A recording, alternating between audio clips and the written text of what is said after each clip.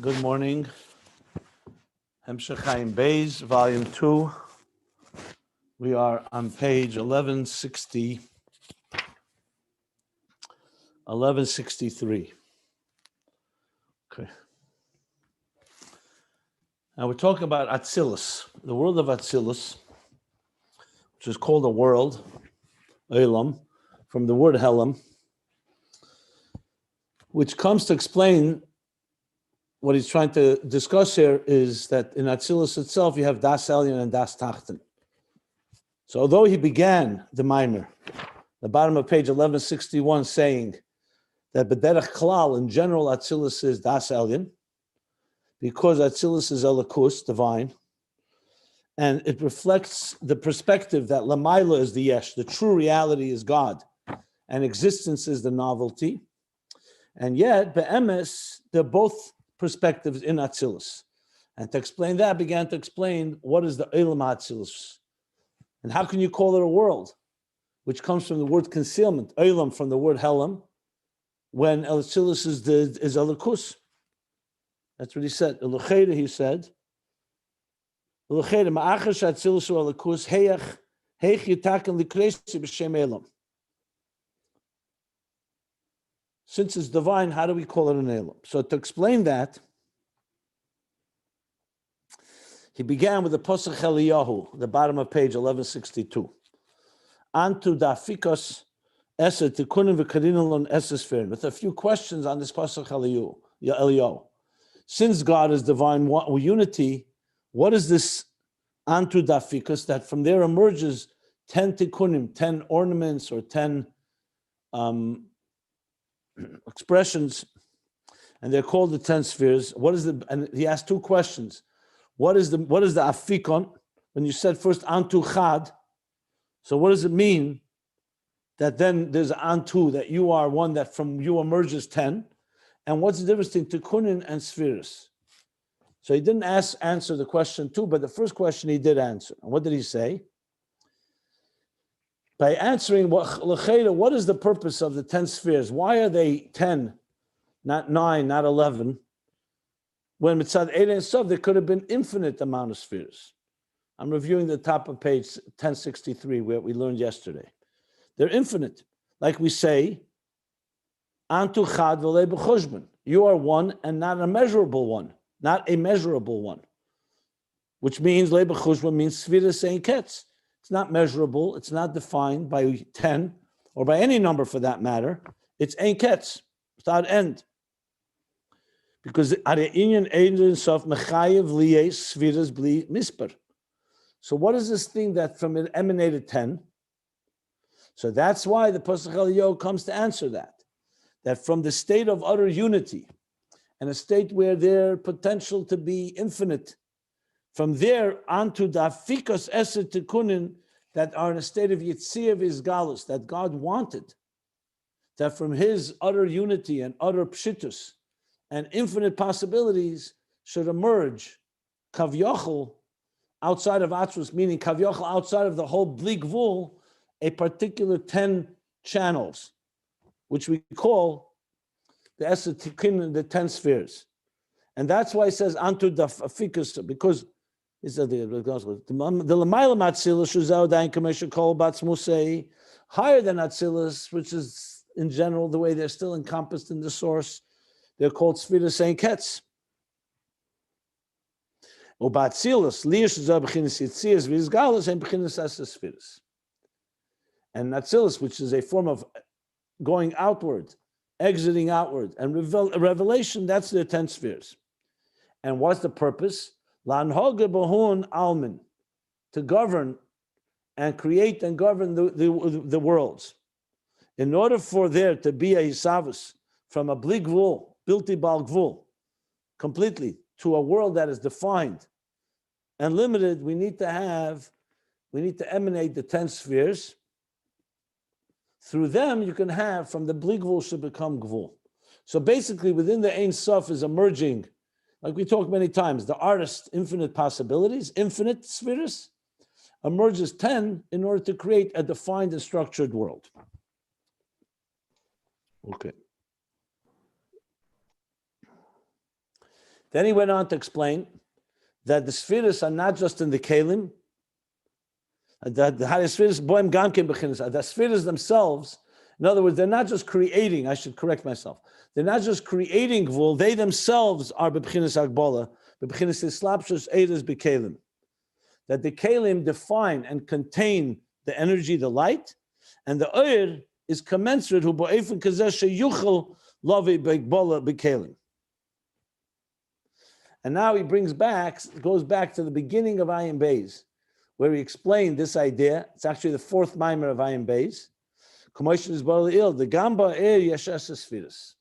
In other words, it's not just due to the Kelim and due to creation, the Oyer itself, meaning God envisioning, and the Oyer, which reflects the divine kavanah and the divine intention and the divine energy, also has 10 spheres, and also in their root, not just as they manifest in Atzilus, but even the root called the 10 hidden spheres in their emanator. So I'm going to continue from here. Even though we learned this, I'll because I stopped in the middle, so to speak. So I'm starting in the middle of the page. The line begins Sefiros, saying Sefiros Hagnuzas b'Matzilan. So now we've established that these 10 spheres are not just something that happens later. They're rooted all the way in the highest levels. So then what's the difference between how the Eidos are in Atzilus in a defined way and how they are in their root? So he says, in their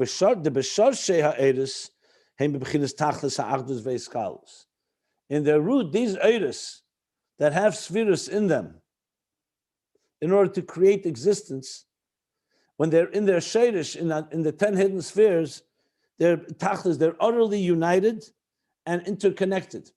Like we spoke about, when the artist envisions his art, you don't have distinctions. It's one picture.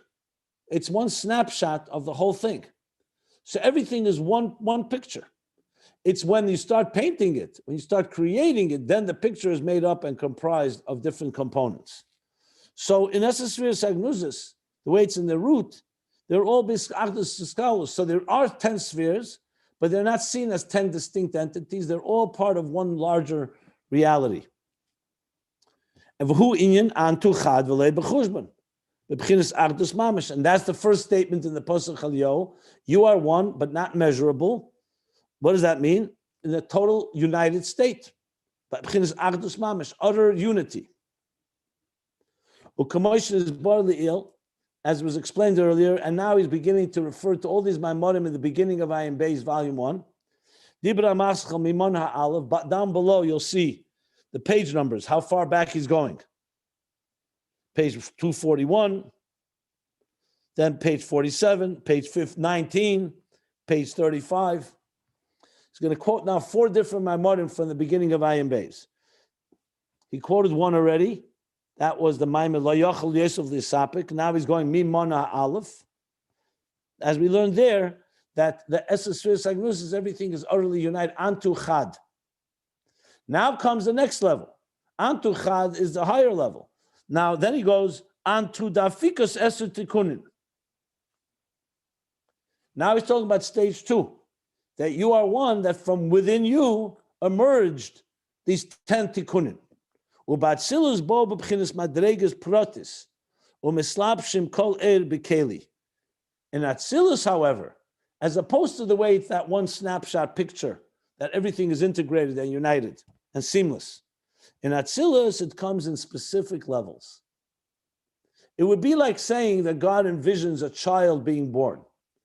In God's vision, the child is not yet a structured child. It's like Yisrael Ola b'machshava. He's envisioning it. In Atzilus, the structure emerges. You actually have Chochmah and Bina and Das, and Chesed, Gvura, Teferes. So he says that's not Atzilus. Specific.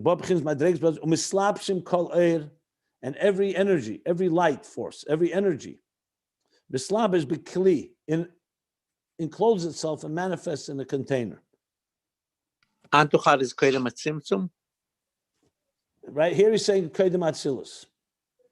Everything higher than Atzilus he's calling Antuchad right now. Because he says Atzilus, but higher than Atzilus is B'chlolos Eira Kolol. If you go more specifically, yeah, you could say it's before the Tzimtzum. You could say it's before Atzilus the Klolos too. The highest levels of it. It all depends where you're speaking. And we learned all these levels can be spoken about in many places. Here, generally, Atzilus is Atzilus the Proteus. And everything higher than Atzilus is calling Kol Antu Chad. But if you break it down further, or in more broader terms, it could be Lifnat Tzimtzum, and after the Tzimtzum, or even more, in Lifnat Tzimtzum itself, before the Sefiros Agnuzis and the Sefiros Agnuzis. Okay.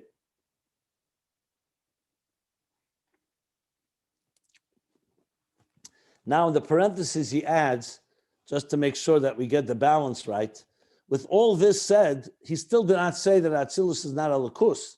He just said Atzilus is a defined structure. Even with all this said that the Eirus HaMislabish B'Kelim, and it's not Sefiros Agnuzis, it's structured and all of that, still the Eir L'Gabe the Keli is still somewhat relatively amorphous and abstract. And the Kelim do have a function. If the Eir is mugbal by itself, what do you need the Keli for? The Kelim function is to really create that definition. It's only that in the Eir you already have embedded the structure. It's just not fully spelled. It's like the Ke'echariya Ayin, the power of sight in the eye. That's different than how God envisions the power of sight in how the artist is envisioning the structure. There's already a structure. The Ayin, however, reflects more the energy of the soul, which is more pshitus. The Keli reflects the structure, and the Keli is magbil the Ayin.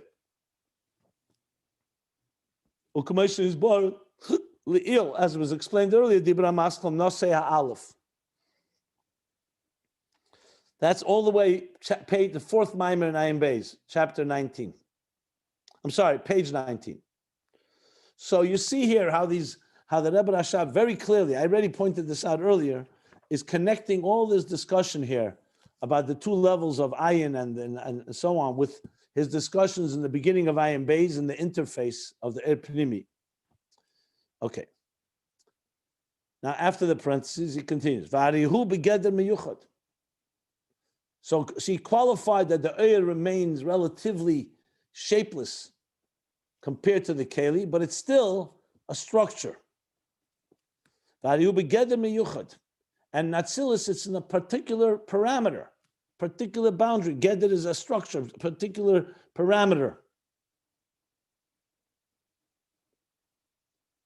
Kumay Geder HaChochmeh, the Geder HaBina, like the structure or the parameter of Chochmah, the parameters of Chochmah, the Geder of Bina, the parameters of Bina. I mean, Geder means also a fence, like a boundary, but it means in this context, conceptual structure, that this Chochmah is not Bina. The Geder HaBina, the Gidre HaMidas, and the parameters of the emotions of the Midas, Chulu. This is already in Atzilus. Antu da fikos eser tikunim, lower than the antu chad, v'lei b'chushbon. Okay. V'zeh gufa, and this itself, sheyi Atzilus eser Sefiros me'edin say baruch hu ha'idei Tzimtzum. So in addition to the fact that it comes down from a more amorphous, united state, unified state, to a defined state, that itself also goes through a tzimtzum. V'zeh gufa, that there should be Atzilus of the 10 spheres from the infinite divine is through a tzimtzum.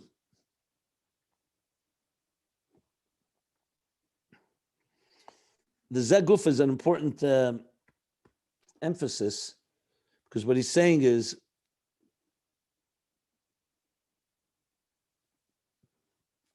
remember, he asked the question, here you say, Antu chad v'lei b'chushbon.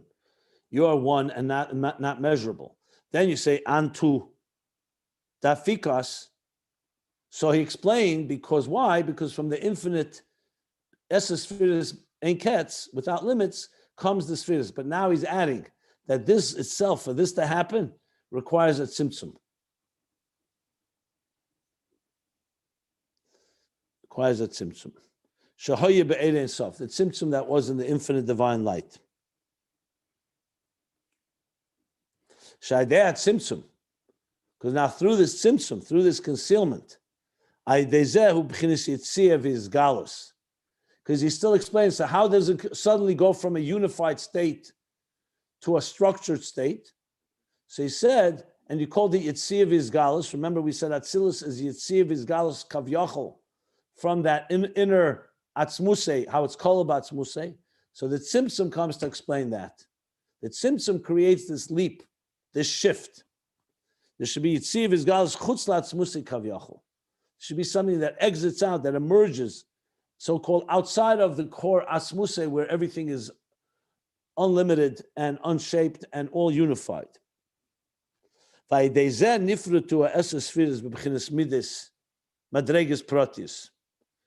through this, the 10 spheres become distinguished in detail, in the specific levels.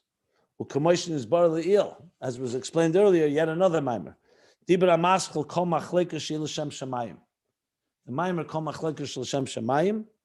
as he says below, that's page 35 and on in volume 1. Ubadrushim she'achakach, in the mimer machlekes shel Shem Shamayim, and the maimorim afterwards. So clearly the Rebbe Rashab is now connecting that whole section. When he says the maimorim afterwards, means the whole, everything he discussed there about the spheres. He's connecting with what we're learning here about Atzilus.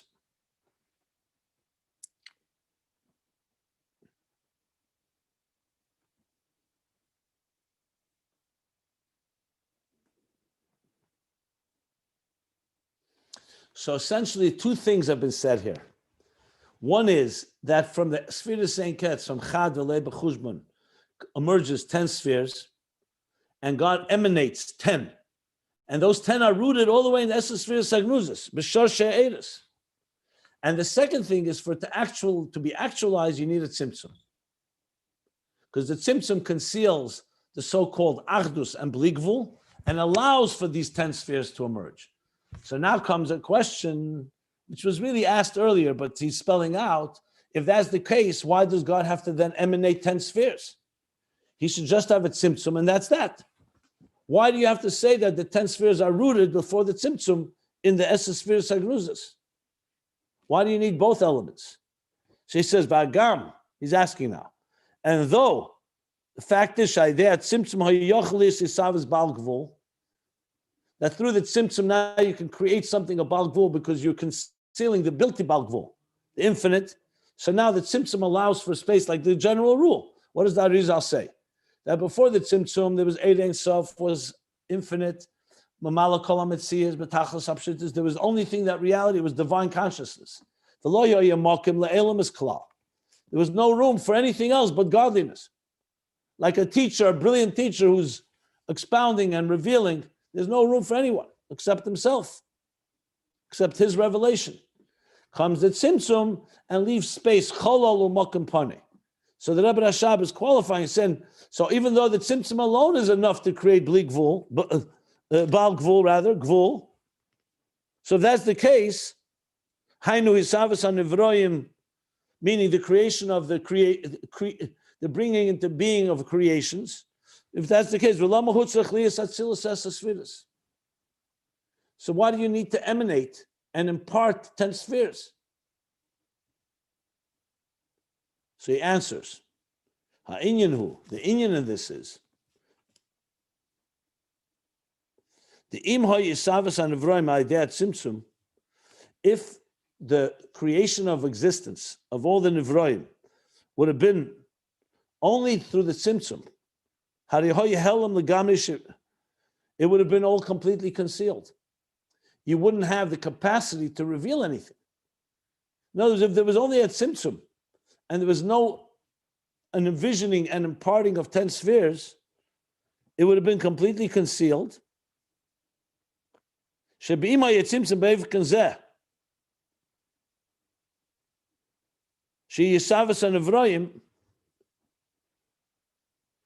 If the Tzimtzum was in such a manner that we didn't have any Esser spheres beforehand, so to speak, it's only concealment. Let me read it clear. Ha'inyan d'im ha'yesavas ha'nevrayim tzimtzum ari ha'yehalim l'gamri. Shebim ha'yetzimtzum ba'efek hazeh she'yesavas ha'nevrayim. Ha'yatzimtzum b'chinas tzimtzum gomor b'chinas helam l'gamri. I'm concerned here that there may be some repeat here. Maybe there's a line missing because he repeats himself here twice. But the point that he's saying is that if it was only through tzimtzum, in other words, existence did not have a root in the 10 spheres, in the divine artist's mind, then all you'd have is helam legamri.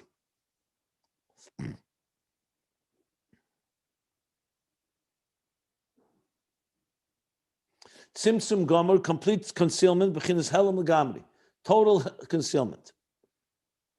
V'ayim mashin is bar li'il dibra masul v'chol ha'am roim. Yeah, in the Maimer of Shavuos, Kol Ha'am Roim, earlier he spoke about this at length, that the Tzimtzum is b'shvil ha'gilui. You cannot say that existence is just due to concealment. You have to say the concealment is in order to reveal. I'll give an example.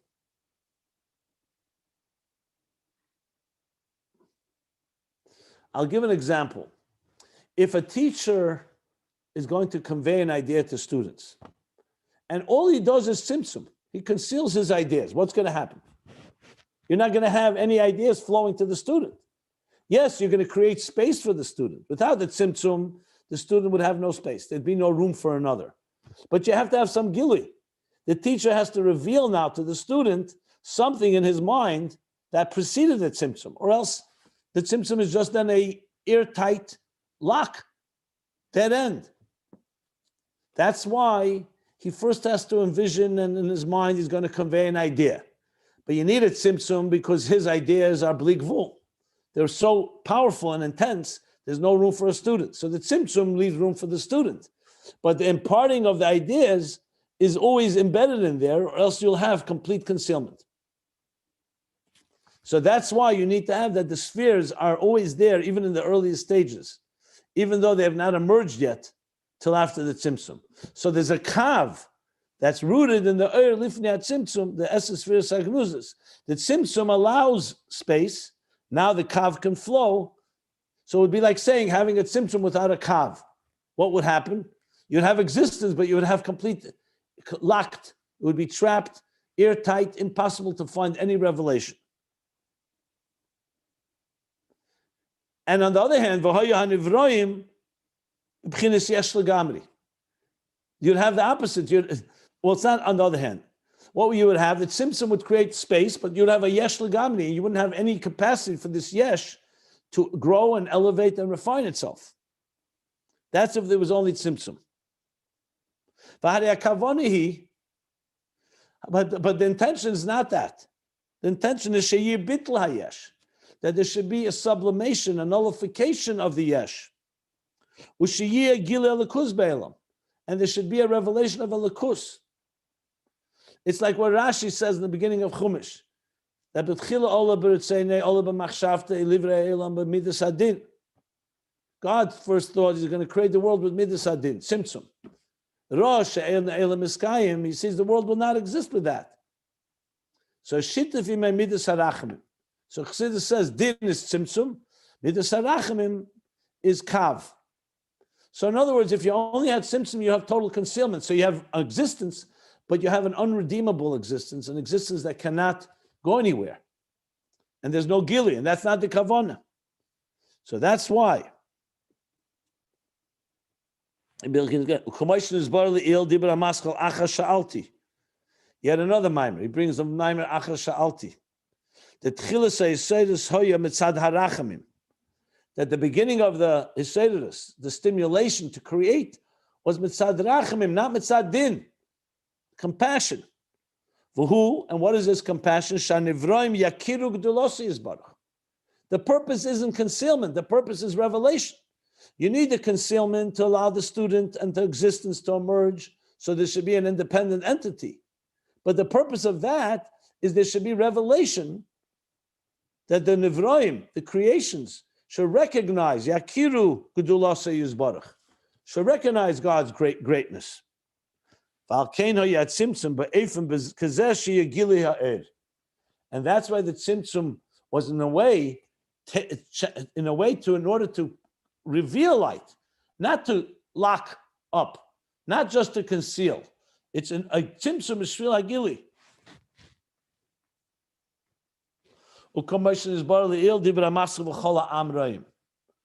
So look how many Maimorim he taken there. I pointed out a number of times when you see the Rebbe Rashab start citing or referring to many Maimorim, you see a type of like he's tying things together and showing us that all this is connected to what we learned earlier. And that's why you have the Tzimtzum, not just a concealment. From the Tzimtzum emanated 10 spheres of Atzilus. So it's not just enough at Tzimtzum, you also need the emanation of the 10 spheres. The Ima Yeshem B'chinas Gvul, even though the 10 spheres are in a state of a defined and limited and finite state, Einam Gvul Mamish. They're not Gvul Mamish. Because remember, they're still divine. They're not Gvul Mamish like you would say a table is a defined entity that is 10 inches wide and 20 inches long, for example. They're not Gvul Mamish. I'll explain this in a moment. So why do we call them Gvul? But because compared to the infinite, divine, endless, Bilti Bal Gvul, Harihu b'b'chinas Gvul. So therefore it's in a state of Gvul because it's only one emanation. It's only one piece of art from infinite possibilities. Avalagabe biyah, but Atzilus compared to lower levels, the worlds of biyah, heim b'b'chinas bli Gvul. Atzilus is in the form of bli Gvul. The iyu v'chayu ichad, the iyu v'garmu ichad. And you are one with your chayu, with the oiris of Atzilus, and you're one with the kelim of Atzilus. So how do we explain that? That is Gvul and not Gvul at the same time. So let's go back to the emotional with the artist, okay? Because here we really have three levels. Antu chad v'lei b'chushban, where everything is joined as one, and you can't just talk about distinct levels. Two, antu dafikus lon, dafikus eser tikunim v'kedin lon eser sfirin. So now you're talking about a structure. And there are specifics, but it's still iyu v'chayu ichad and iyu v'garmu ichad. It's still a lakus. And then you have biyah, the yesh of biyah, that senses itself as a separate entity. So the first level is obviously totally bli gvul and pshitus. The last level is total gvul, the yesh hanivra of biyah. But Atzilus is this interesting in between. On one hand, it's alakus. It's divine. 24/7, Avram of Yitzchak Yankov, were Avos and Merkava. They are, Avram personified, was a walking chesed of Atzilus. He's completely expressing God's chesed. On the other hand, you have a structure called chesed and gvura. So you have mamish mamutza. On one hand, it's structure, as opposed to chad v'lei b'chushban. On the other hand, it's a lakus in the structure. So the focus is on what God is expressing himself through chesed and gvura. In biyah, the focus is on the structure itself. Chesed, gvura, it's already a yesh that senses itself. And there you need the aveda of bitl hayesh. So here you have the whole picture here. So in the context of the emotional with the artist, when the artist is envisioning the Sefiros hagnuzos, before the Tzimtzum, he's envisioning the art, he's envisioning Atzilus, but it's not Atzilus yet. That's all within the mind of God, divine consciousness. Envisioning one piece of art that's just one of many of infinite possibilities. Atzilus now, then comes a Tzimtzum. The Tzimtzum allows to actually create the art, not just to envision it, to create a structured entity, because the way it's inside the artist's mind, it's tachlis hayichud, like he said, antu chad v'lei b'chushban. It's all about one picture, one snapshot. Even though he's envisioning all the details, but it's one snapshot. In Atzilus now you have the piece of art in a perfect form. So it's gvul compared to the way it's envisioned by the artist. But it's bligvul because it's manifesting one art of God, and it recognizes that. Atzilus recognizes that I am one piece of art from a bligvul of elikus, of infinite possibilities. The Bria Biyah does not recognize that on its own. That needs Aveda for it to come to first recognize Koyach HaPoel Benifel, the artist within the Yedikol Pol Keata Pa'alto, to recognize the divine energy within existence. Then you come to realize that the divine is beyond that and is infinite possibilities. So there you have three levels. So Atzilus can be called Bligvul compared to lower, what he calls here, and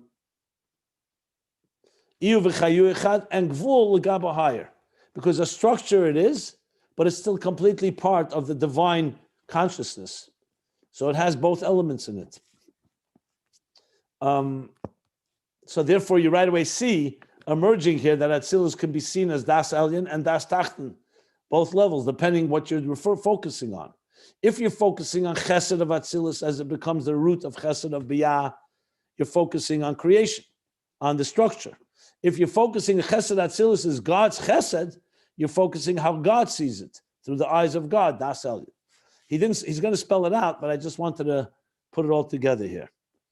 Quite powerful. Yeah.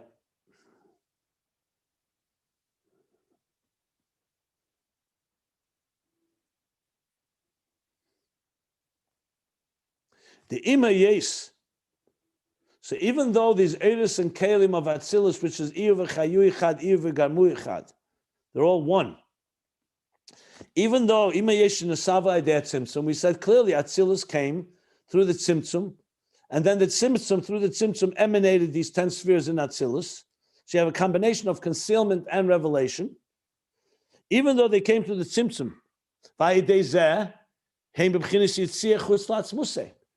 and through the Tzimtzum, that's why we call them a type of emerging outside of Atzmuse, because now they're already a structured creation outside of the mind of the artist, so to speak, Lifnei Tzimtzum.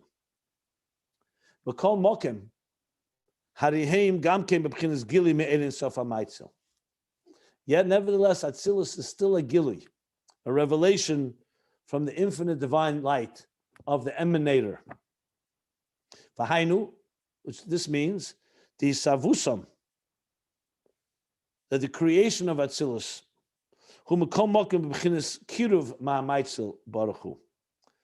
it nevertheless, despite its so-called concealment and the distance, it's still in a level of kiruv, closeness to the Maitzel. So Atzilus senses in a very close way its source, which Biyah does not.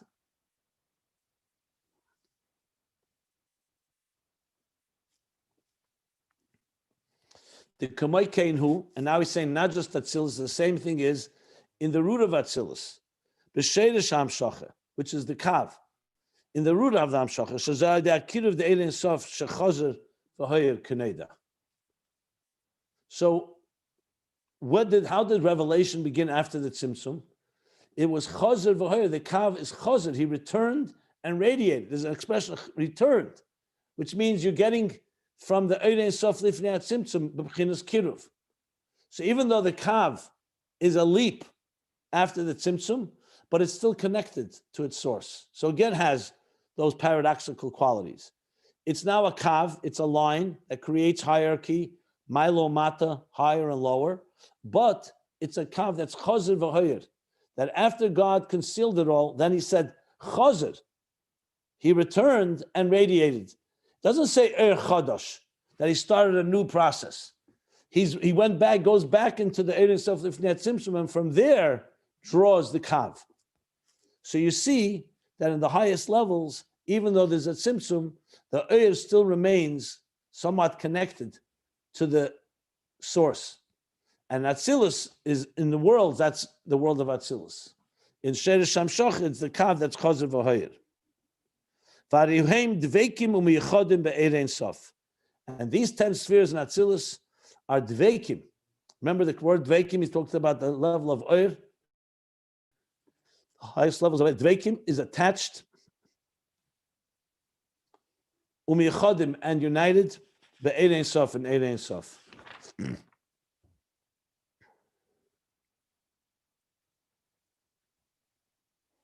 Remember when he spoke about the ha'ara and the ha'ara of the ha'ara. So he said the ha'ara is dveikus, the ha'ara of the ha'ara is nifrat, separate, nivdal. Okay. Which means it's aware of, not just that it is being renewed from the source, it's aware of, and in that sense, close to the divine consciousness of that source, of the source of Atzilus. Ulachein, and therefore, Bahem, Va'yodam, in these 10 spheres, and through these 10 spheres, Nimshar Gamken Gilel Kuz Be'elam. It also draws and extends, manifests divine revelation in the world. Remember, the kavana is there should be elikus begili, gili elikus. But there's a tzimtzum because you have to create an independent entity.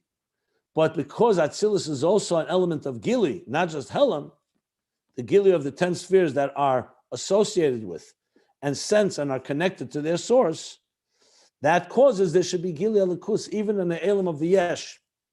The mitzad hagbola shebehem. I'm sorry, let's stop for a second. Good. So it should create also gili, even in the world of yesh, should also have some form of gili of relating to and connecting to divine consciousness. So now we have two sides to the Atzilus.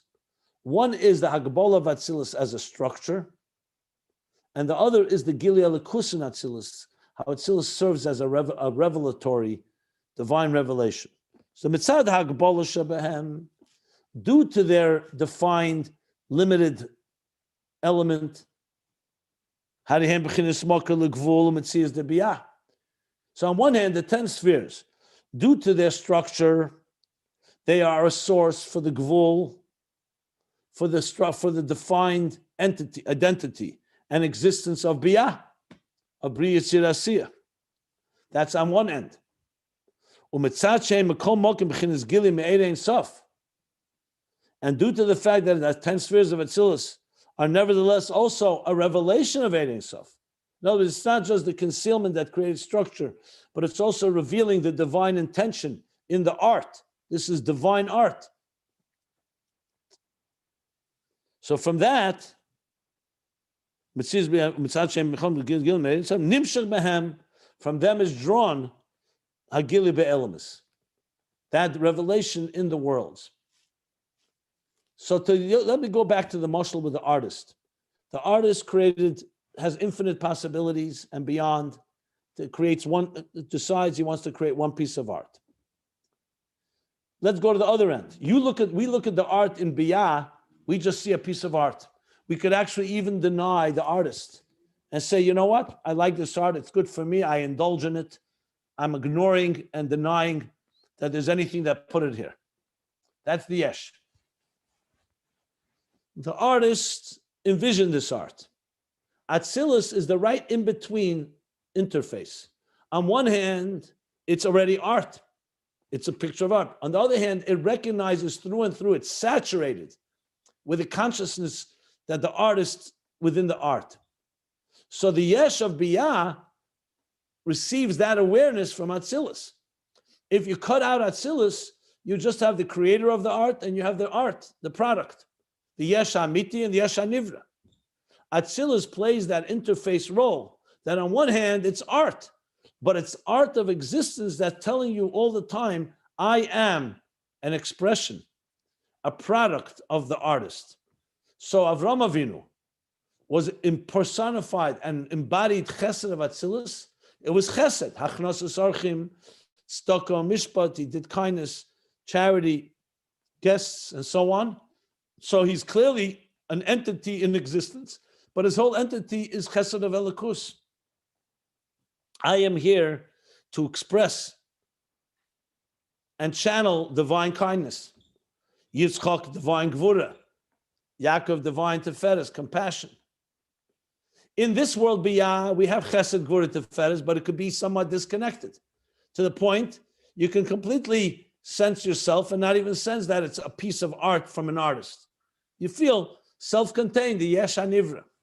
So Atzilus has both sides. On one hand, it's a structure like we are. On the other hand, it's a structure completely aligned with the artist's intentions and the consciousness of the artist within every detail of the art. So which is Atzilus a lakus or is it structure? The answer is both. It's a lakus within structure. Like I mentioned with the Alter Rebbe, he fell asleep on Friday afternoon because he was aligned with Durmita Dezah. It's in Atzilus, and it's a time where the divine goes into some state of slumber or concealment. So the Alter Rebbe on earth was that. That's an neshama of Atzilus on earth. The rest of us don't feel it, so we have to work at it. But the point is, Atzilus is the perfect place where the divine meets the structure. Or you can say the structure is the perfect form. It's exactly how God wants existence to look like would be Atzilus. Obviously, he wants the yesh and tachtenim, but I mean from the point of view of aligning ourselves. Like, so if you say Gan Eden Mekedem, how Adam and Chava were in Gan Eden before Chet Tzadas, in a sense, it would be like Atzilus on earth, that the world is aligned with the way God wants it. May not be exactly Atzilus, but you get the idea. So therefore, you have now Atzilus two Why sides not? to it. Because sometimes it says Chassidus is Bria, but the Bechlolis is that Teichen. When Mashiach comes, absolutely, Elu Teldas Hashemayim V'Aretz, Elu Mamiluya Nivra, and L'Osid Lo Elu Teldas Peretz, that the world will be exactly that. It will be aligned exactly with the way that God wants it. So Atzilus will essentially become the reality of how we see ourselves in this physical world. But it can't begin with that, because Atzilus is Gili Alakus. And the yesh, we first need a yesh to be concealed for it to be betachtenim, because Atzilus was the chiddush, that the Eibishter makes a world that's aligned with him, like Kamashmala. The chiddush is a world that's not aligned. And we, through our Aveda, like he said, using Atzilus, we've come to the Gili Alakus, Bitl Hayesh, and we refine ourselves and infuse our existence with that higher consciousness. So in a way, well, he didn't spell it out yet, but soon he's going to talk about how therefore Atzilus has das tachten in it and das elyon, due to these two dimensions. Okay. So Atzilus is having also Hagbole, that this is the mocker for the Hagbole of Bia, not only Gilui. Exactly.